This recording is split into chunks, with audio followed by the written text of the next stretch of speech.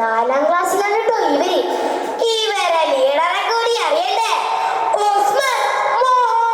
Pokkiri head മാസ്റ്ററുടെ ഓഫീസിൽ നിന്ന് ചായക്കടി കിട്ടുന്ന കേസിൽ 1 മാസത്തോളമാണ് അവൻ വരാന്തയിൽ നിന്ന് പഠിച്ചത്.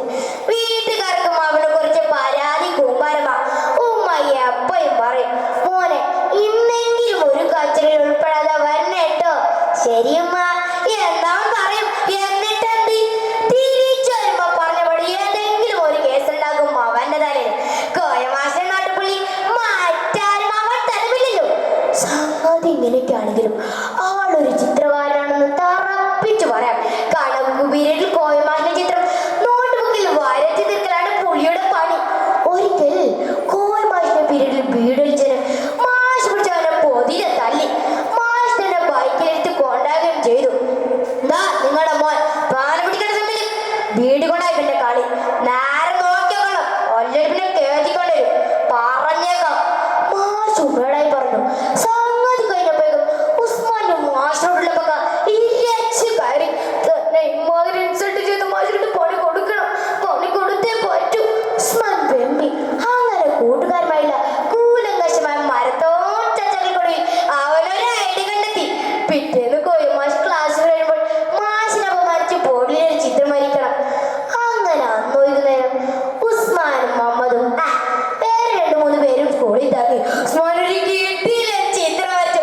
മാഷിനെ കുരങ്ങനാക്കുന്ന ഒരു പരിണാമ ചിത്രം. പിറ്റേന്ന് സംഭവിച്ചതാണ് കഥ. പകച്ചു പോകും നമ്മൾ.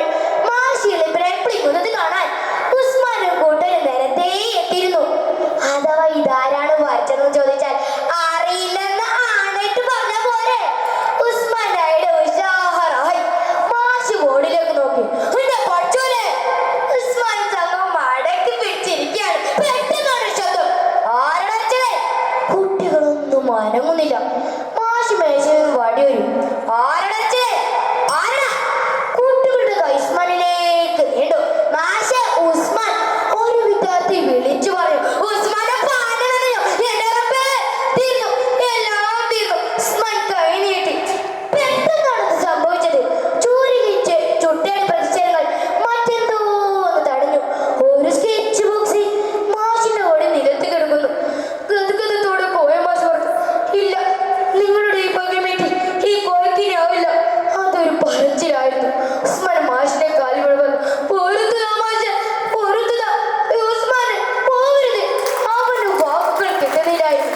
ലോകത്ത് ഒരു ആവശ്യം ആവിഷ്കരിക്കാനാവാത്ത ജീവിതത്തിലെ പച്ചയായ നിമിഷം. സുഹൃത്തുക്കളെ, ഇതാണ് ഗുരു. പകയുടെ ചുടലിൽ ഞാൻ വെന്തെരിയുമ്പോൾ നമുക്ക് വേണ്ടി കത്തുന്ന കരിന്തിരി മെഴുകാണവൻ. അവർക്ക് വേണ്ടി ജീവിതത്തിൽ അറിഞ്ഞു പ്രാർത്ഥിക്കാൻ ഒരിക്കൽ കണ്ണീരെങ്കിലും നമ്മളിൽ അവശേഷിക്കണം.